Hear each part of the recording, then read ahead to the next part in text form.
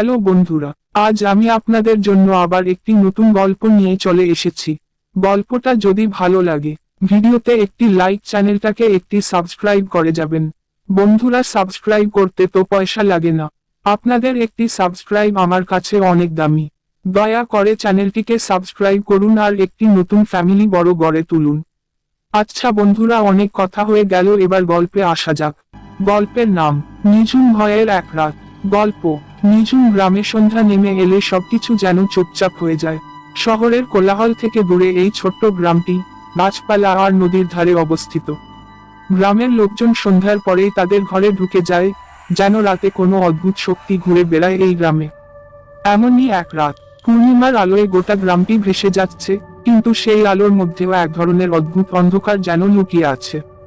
রাত গভীর হলে রতন নামের এক যুবক বাড়ি ফিরছিল।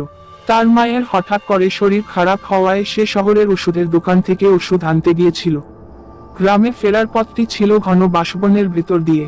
বনের মধ্যে সেই পথ দিয়ে হেঁটে আসার সময় রতনের মনে হচ্ছিল যেন কেউ তাকে অনুসরণ করছে।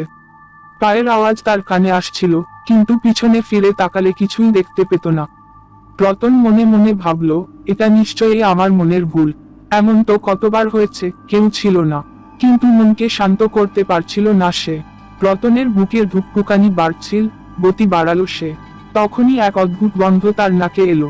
সেই গন্ধটাকে কিছুতেই চিনতে পারছিল না রতন, তবে সেটা এমন একটা গন্ধ যা তার গায়ের লোম দাঁড়িয়ে দিতে বাধ্য করলো। গন্ধের উৎস খুঁজতে পিছনে ফিরে তাকাতে গেল রতন, কিন্তু ঠিক তখনই কানে এল একটি শব্দ। এমন শব্দ যা কোনো জীবিত মানুষ করতে পারে না, মর্মান্তিক, শীতল এক আওয়াজ। রতন আতঙ্কে দৌড়াতে শুরু করলো, ঘন বাঁশবন থেকে বেরিয়ে আসতে চাইল। কিন্তু যত সে দৌড়াচ্ছিল ততই পথ তার সামনে আরো দীর্ঘ হয়ে যাচ্ছিল। এক সময় তার মনে হলো যেন সে কোনো গোলকধাঁধায় আটকে গেছে, এখান থেকে বেরোনো অসম্ভব। ক্লান্ত হয়ে যখন সে আর এক পাও বাড়াতে পারছিল না, তখন তার সামনে একটি ছায়া দেখতে পেল। পূর্ণিমার আলোয় সেই ছায়া বড় এবং স্পষ্ট হচ্ছিল। ছায়াটি দেখতে ঠিক যেন মানুষের মতো, কিন্তু তার মুখটি কোনোভাবেই মানুষ হতে পারে না। রতনের গলা শুকিয়ে এল, শরীর যেন পাথর হয়ে গেল। ভয় তাকে পুরোপুরি গ্রাস করে নিল। ছায়াটি ধীরে ধীরে এগিয়ে আসতে লাগলো। রতন পিছিয়ে যেতে থাকলো, কিন্তু পেছনে দেওয়াল, তার আর কোনো জায়গা নেই। ছায়াটি রতনের কাছে এসে থামলো। এক প্রচন্ড ঠান্ডা হাওয়া বয়ে গেল রতনের গায়ের উপর দিয়ে, যেন ছায়াটি শ্বাস নিচ্ছে তার মুখের উপর। ছায়াটির থেকে একটা চাপা, ফিসফিস আওয়াজ আসছিল।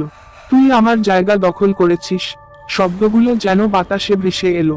রতনের মনে পড়ল, এই জায়গায় একসময় একটা পুরনো বাড়ি ছিল, যেখানে একটি পরিবার থাকত।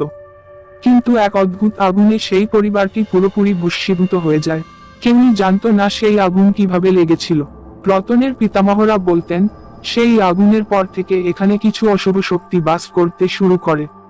তারপর গ্রামে যেসব মানুষ এখানে থাকতে এসেছিল, তারা সবাই অদ্ভুতভাবে মারা যায় বা পাগল হয়ে যায়।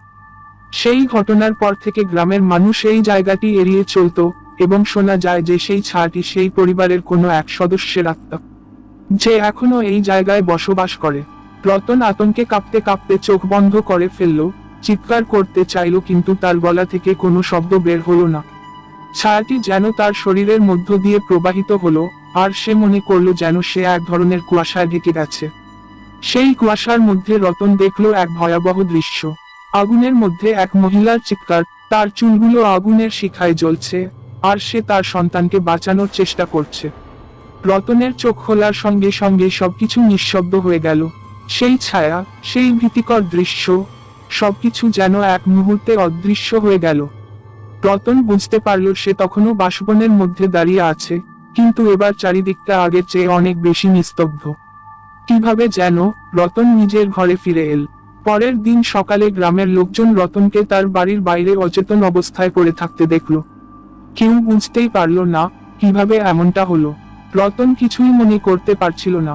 শুধু একটি কথা তার মনে পড়ে যাচ্ছিল, তুই আমার জায়গা দখল করেছিস। রতন আর কখনো সেই বাঁশবনের পথে পা রাখেনি। কেউ আর কখনো সেই জায়গার কথা জিজ্ঞাসা করেনি। এবং গ্রামের মানুষজন আবার সন্ধ্যা নামার আগেই ঘরে ফিরে যাওয়া শুরু করলো। নিঝুম গ্রামে সেই ঘটনার পর থেকে একটা নতুন গল্প ছড়িয়ে গেল। অশুভ শক্তির সেই গল্প, যে এখনো সেই জায়গায় আছে এবং যার সাথে কারো দেখা হওয়া মানে নিশ্চিত মৃত্যু। গ্রামের বয়স্করা এখন সেই জায়গা সম্পর্কে নতুন প্রজন্মকে সতর্ক করে দিয়ে বলে, রাত হলে বাড়ি ফিরে আসিস, বাসবনের পথ এড়িয়ে চলিস।